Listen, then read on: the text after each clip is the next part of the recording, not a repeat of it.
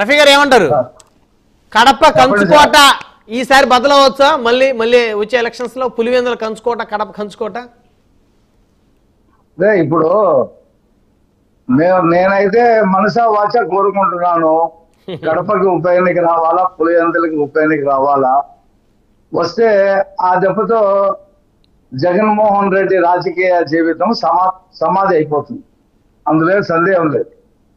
ఇవాళ ప్రజలు చంద్రబాబు నాయుడు గారి పాలన మీద ఎంతో ఆశలు పెట్టుకుని ఉన్నారు. దానికి అనుగుణంగానే ఆయన 5 సంతకాలు పెట్టడం, అందులో 4,000 రూపాయలు 7,000 రూపాయలు అరియర్స్తో పేదవాళ్ళకి వృద్ధులకి పెన్షన్లు ఇవ్వడం.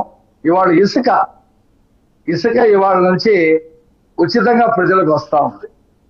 ఇసుక ఏ రకంగా జగన్మోహన్ రెడ్డి అమ్ముకున్నాడో, ఇసుక మీద ఏ రకంగా ఆయన మనుషులు, ఆయన పార్టీ నాయకులు ఏ రకంగా దోచేసుకున్నారో ఓటమిలో అదొక భాగం. ఇసుకని టైట్ చేసి 30 లక్షల కుటుంబాలని రోడ్డును పడేశారు. కాబట్టి వాళ్ళ ఇసుక మేము ఉచితంగా ఇస్తున్నాం, కేవలం రవాణా ఛార్జీలు పెట్టుకోమంటున్నాం. మనుషులు తోడితే వాళ్ళకి ఆ కూలి కూడా ఇస్తున్న రవాణా ఛార్జీలు కూడా యాస్టిక్ ప్రకారంగా 4,500 రూపాయల కిలోమీటర్ ట్రాక్టర్కి అయితే. కాబట్టి ఈ రకమైనటువంటి కార్యక్రమాలు మేము ఏమైతే సూపర్ 6 లో పొందుపరిచామో అవి ఒక్కొక్కటి చేసుకుంటూ వస్తాం. ఉప ఎన్నిక, కడప ఉప ఎన్నిక వస్తే అతను 500 కోట్లు కాదు కదా, 1000 కోట్లు పంచినా అతను గెలవలేని పరిస్థితి.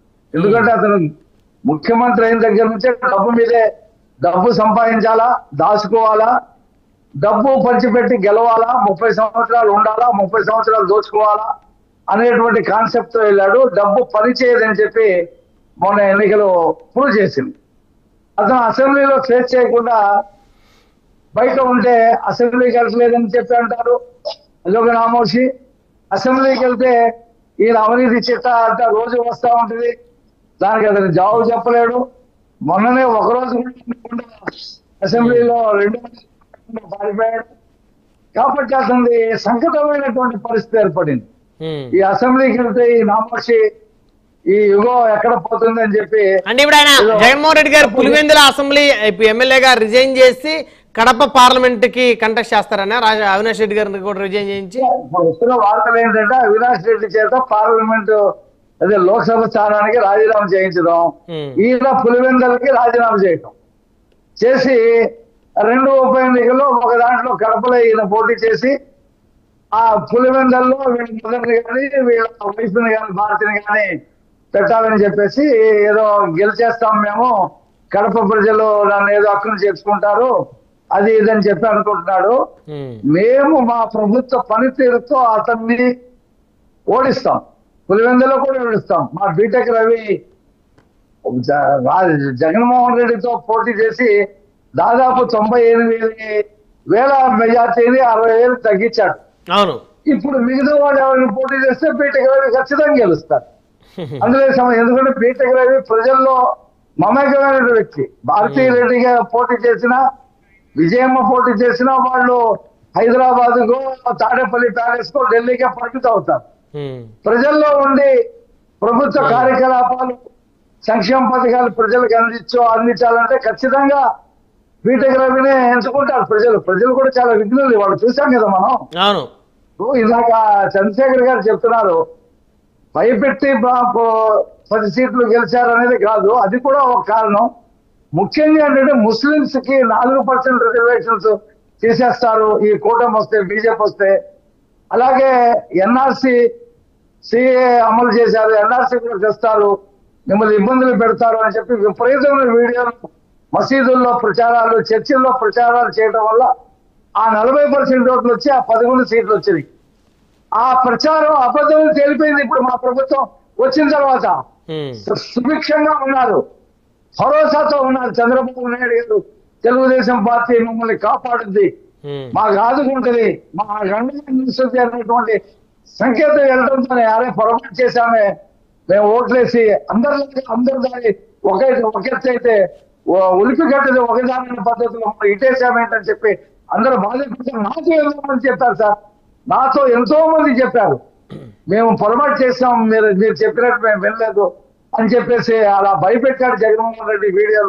వీడియోలు పెట్టించి ఆయన మనుషులు కిరాయి వాళ్ళు పేటిఎం బ్యాచ్ అంతా కూడా చేశారని చెప్పేసి బాధపడతా ఉన్నారు. కాబట్టి జగన్మోహన్ రెడ్డి రాజకీయ సమాధి ఉప ఎన్నికలు జరిగితే అయిపోతుంది. ఇప్పటికే చాలా మంది పక్క చూపులు చూస్తా ఉన్నారు, ఇనాక్టివ్ అయిపోయారు. ఆయన చెప్పే మాటలు నమ్మట్లేదు. మొట్టమొదటిసారిగా పిల్లలు రామకృష్ణ దగ్గరికి వెళ్ళి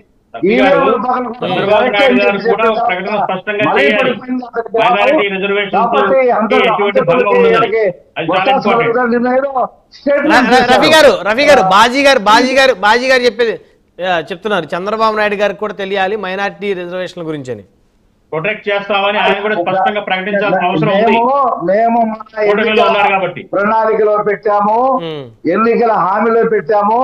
2014, 2019లో సుప్రీంకోర్టులో 4% రిజర్వేషన్స్ రివ్యూ వచ్చినప్పుడు 5 కోట్లు ఖర్చు పెట్టి పెద్ద లాయర్స్ పెట్టి దాన్ని మళ్ళీ స్టే పొడిగించేదాంట్లో చంద్రబాబు నాయుడు గారు తీవ్రమైన కృషి చేశారు ఆ రోజు ప్రభుత్వంలో.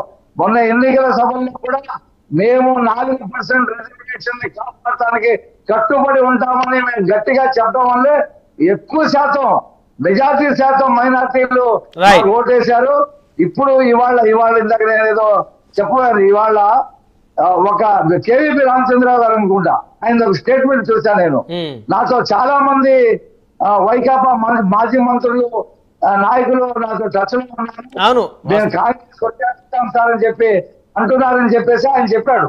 ఆయన పెద్ద మనిషి, ఊరికనే రోజువారీ అబద్ధాలు చెప్పే మిగతా వాళ్ళు అంటాడు కాదు, పెద్ద మనిషి ఆయన. ఏమో మరి వీళ్ళందరూ మళ్ళీ ఏకం అవ్వచ్చేమో. ఇప్పుడు షర్మిల గారు ఆల్రెడీ అధ్యక్షులుగా కాంగ్రెస్ పార్టీకి ఉన్నారు, ఆవిడతోటి మంచి సంబంధం ఉంది మన వీళ్ళందరికీ కూడా ఉంది. ఆయన పెద్ద మనిషి, ఆయన చెప్పాడంటే నిజంగా చాలా మంది మాట్లాడతారు. నెల కూడా కాలేదు కదా సార్. కేవీపీ గారు చాలా బాగుంటారు షర్మిల గారితో, కాబట్టి ఆవిడ నాయకత్వంలో పనిచేయచ్చు, ఆవిడకి సపోర్ట్ గా కేవీపీ గారు నిలవచ్చేమో.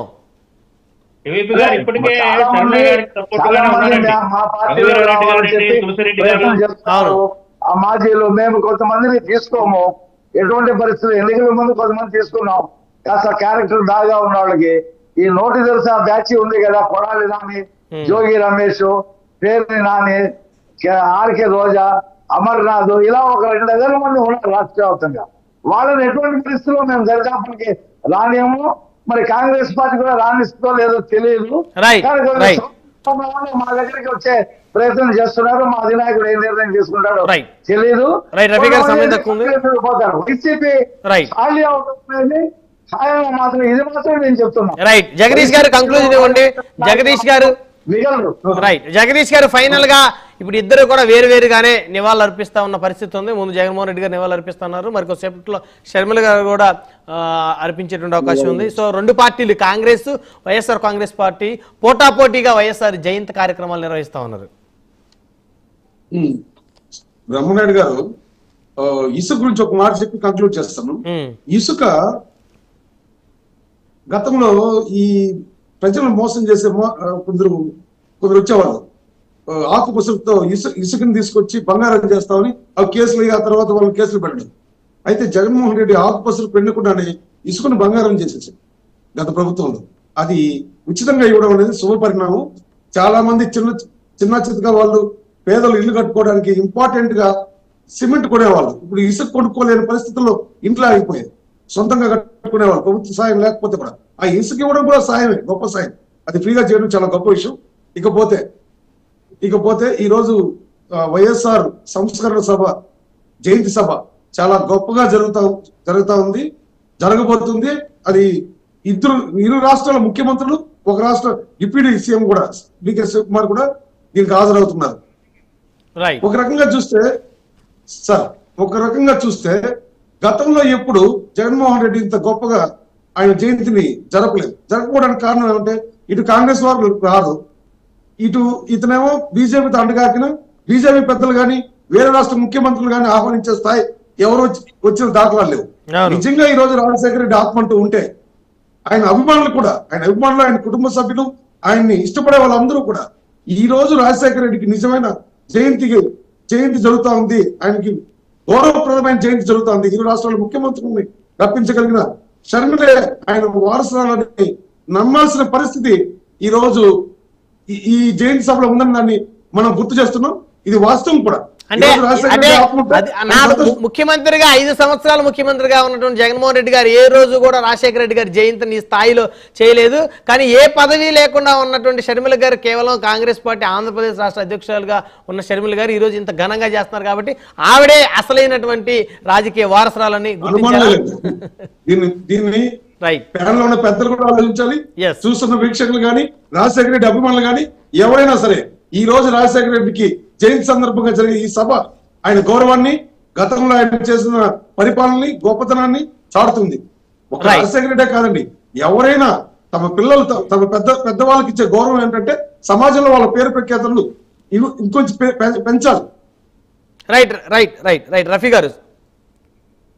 సార్, ఇప్పుడు రాజశేఖర రెడ్డి జీవితం ప్రజలతో మమేకమైంది, మిత్రులతో మమేకమైంది, కొన్ని పార్లమెంటరీ చట్టాలకి విలువలకి చేసి మమేకమైంది. కానీ జగన్మోహన్ రెడ్డి చేసినటువంటి 1,00,000 కోట్ల అవినీతి రాజశేఖర రెడ్డి గారి హయాంలోనే జరిగింది. ఆయన్ని కూడా ఆ కేసులో పెట్టించింది కూడా జగన్మోహన్ రెడ్డి అని చెప్పేసి ఆ పొన్నవోలు సుధాకర్ రెడ్డి ద్వారా దాన్ని ఇన్క్లూడ్ చేసి రాజశేఖర రెడ్డికి చెడ్డ పేరు తెచ్చాడు.